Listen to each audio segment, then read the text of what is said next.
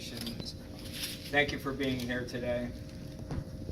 I just want to say that as a legislator from Bridgeport, you can't do this job if you don't have vision and you don't have determination to bring Bridgeport into the place where it needs to be. I'm very proud of the fact that we got the MGM bill out of committee and out of the House, and I think it was a great win for Bridgeport. And we couldn't have done it without the delegations, the New Haven and the Bridgeport delegations working together against overwhelming odds, but we did it and we will continue to fight. And I will now turn it over to Chris Rosario, who is a major player in it. Good morning, everybody. As the chief proponent of the bill, along with Representative Ezekiel Santiago, I gotta admit, when we first put this piece of legislation in, it was a bit of a long shot. And a lot of people, they didn't believe we were gonna take this to. And to see the hard work of not only the entire Bridgeport delegation, but the New Haven delegation. I know we have Representative Gresko from Stratford, we have allies from West Haven, and this wasn't even a Democratic issue. This was a bipartisan issue, it was a geographical issue, and we got a lot of help from our friends from across the aisle, so I want to thank them as well. And this just goes as a message to the General Assembly: we're not going to quit. We're not giving up. We're going to be persistent. We're going to be consistent. And as Jack said, we have a vision for the city of Bridgeport, and that vision includes jobs and economic development and MGM. So at this time, I'm going to turn it over to Representative Stafstrom, who really led the charge on the floor during the debate.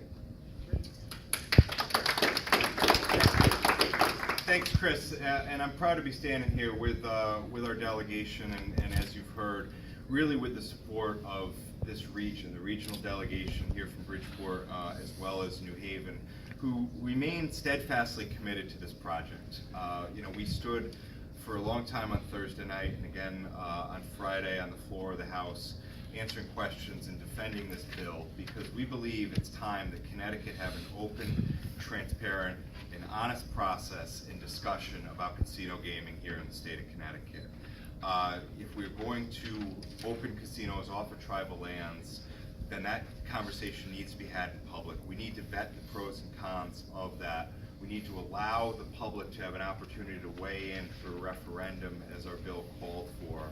And we stand here today to let folks know that we stand committed, moving out of this session and into next year, to continue to have this discussion, continue to fight for open and transparent dialogue about casino gaming.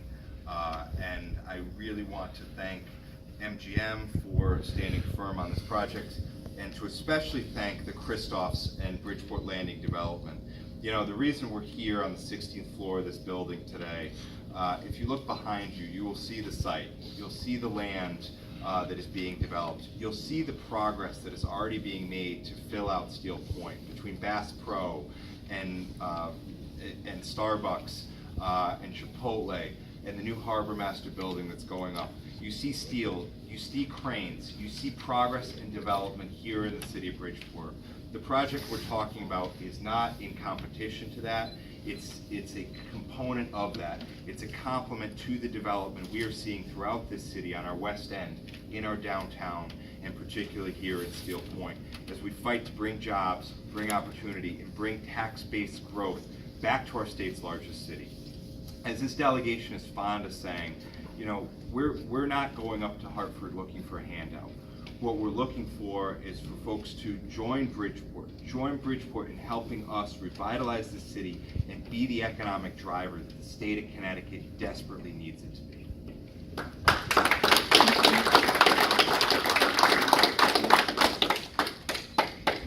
Good morning. The fellows have just about said it all. And we went through an experience that really benefited Bridgeport. And we don't intend to stop, because of the simple fact that it wasn't a us against them thing about the Windsor Casino or anything else. The fellas down in the House, they did an excellent job of getting it through. It was a big fight, because we were almost prevented from even having a public hearing on this. But the thing of it is, we worked together and we got to where we wanted to get. Me, As a former union rep, I was a union rep for United Steelworkers, I understand the need for jobs. And my whole thing about this was the jobs. When they asked me what we wanted, so as not to be an obstructionist or be against the thing in Windsor, they asked me what I wanted. I said, they got 9,000 jobs up there, and we got 7,000 promised down here, and they said, what do you want? I said, I want them all. If that sounds odd, the thing of it is, I'm a job person. They can make all the money they want, but I'm the person that is looking for jobs for people in the city of Bridgeport. Bridgeport used to be a mecca for jobs. I mean, everybody came here for jobs. When my father came here in 1944, you didn't even have to mention that we're going to Bridgeport, Connecticut. Just Bridgeport on the East Coast, this was the place to come for jobs. Now we no longer have them, and our people need jobs, and that's what I'm all about. Everybody knows that at the end of this season here, at the end of the season, I'm retiring, but that doesn't mean I'm not gonna be involved. I'm gonna be involved with these fellas right to the end. Next year, we tend to do our thing again, so, we're glad to see you here, and we're glad to be here in Bridgeport. I've been in this city 74 years, and I know what it's like. I know what it was, I know what it can be, it will be. Thank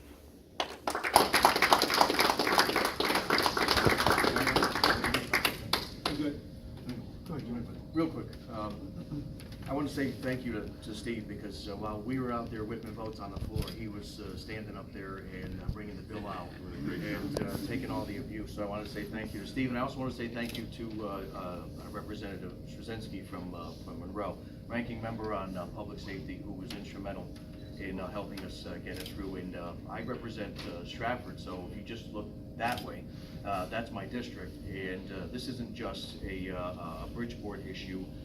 You know, as Bridgeport goes, so will all of our suburbs. So we want Bridgeport to be successful, and then subsequently we'll be right with you. Thank you.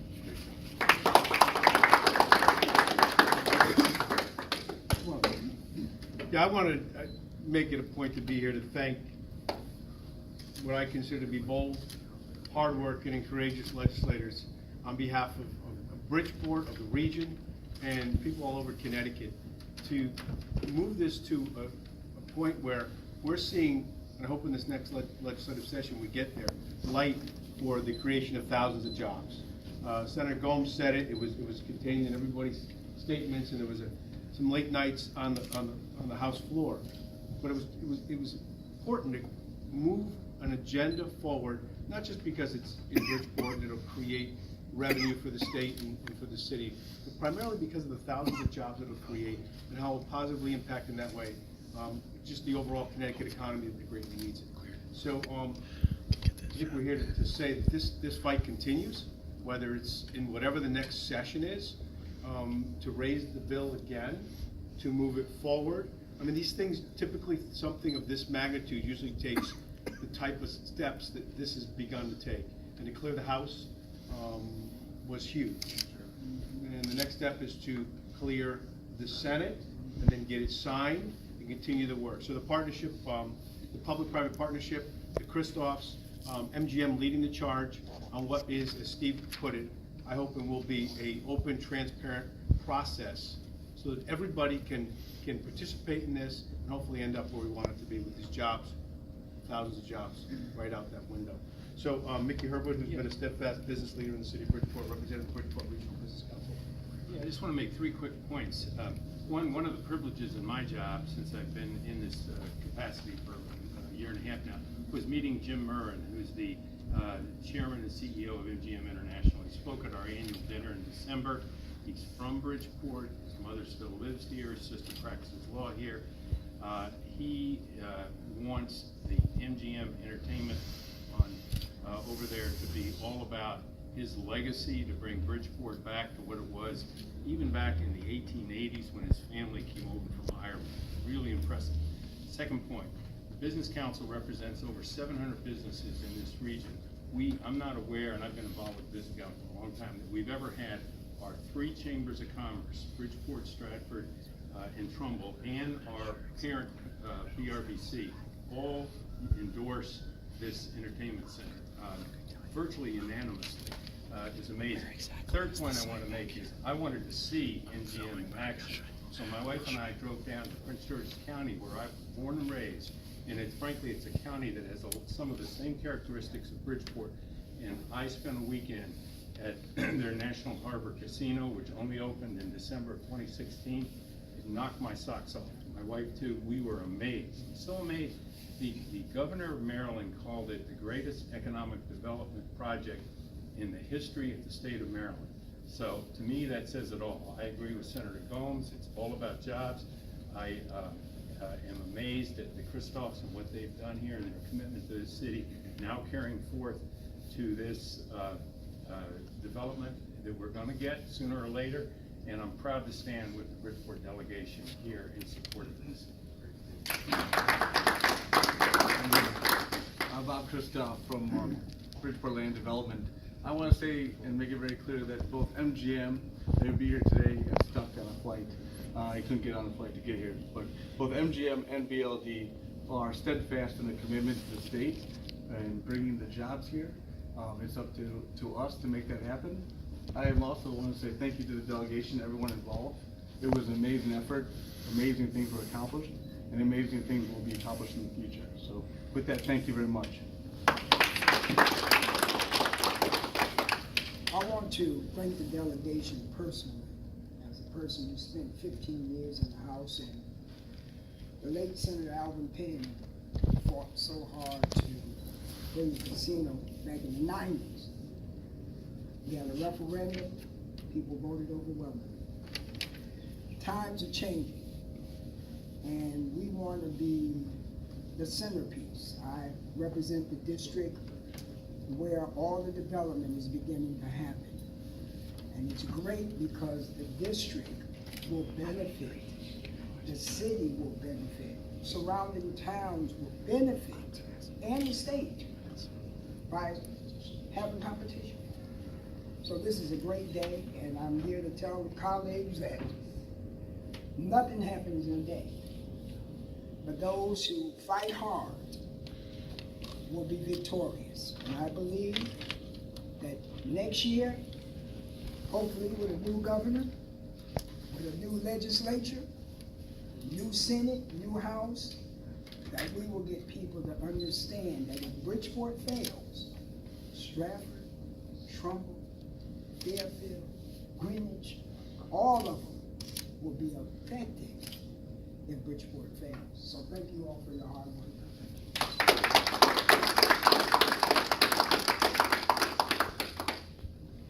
Anita? Does this Supreme Court ruling legalizing sports gambling, does that change the game here a little bit? Does that make the push any harder to get this casino deal put through? I don't think it makes it harder. I think it continues to put gaming and the expansion of gaming here in Connecticut at the forefront of attention. You know, there's varying opinions on sports gaming and how that impacts the existing compact with the tribes. I think that's going to be a discussion that we're going to have with the tribes. You know, I think I speak for the delegation as a whole when I say we were encouraged yesterday to hear our leadership in the House as well as the governor come out and say we need to confront the sports gaming head on. I think we stand ready to go into special session to address that.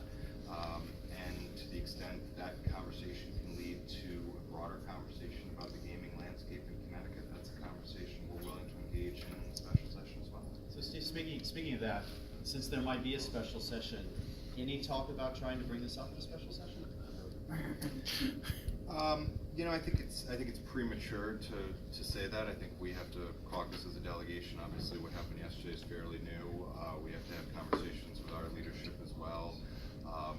You know, I think we were generally supportive of the sports gaming bill that was being floated around throughout the session, and you know, we'll continue to have this conversation kind of as this unfolds over the next days and weeks. If I could just jump in on the sports betting, I talked to officials from Sport Tech, and they say once they get the green light from the state, they can be up and running in as little as 4 to 6 weeks, and that's right here at Winners Racetrack here in Bridgeport. So that could be something that could be an immediate fix shot to our revenues for the state.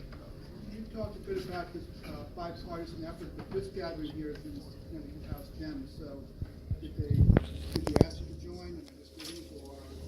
Yep. Yeah. I reached out to JP Trzynski from Monroe, and, well, you know, he has a job, so, he couldn't make it, but wanted me to relay his support for that, for our efforts, so. You know, I want to clarify something that we've heard in the news consistently about the compact with the Indians.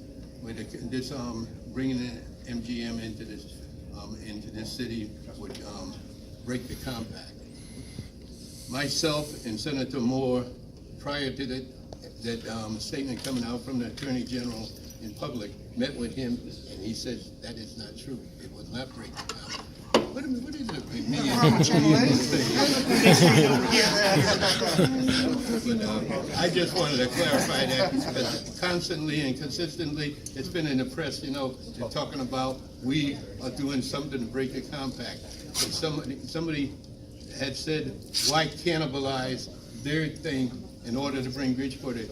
When they talk about cannibalization, that's what happened to Bridgeport over the years. And all we're looking to do is bring it back the way it was. And some of the things that was said about what was going on between, and I wanted everybody to know, it was not us against them. When Windsor, the vote for Windsor came out,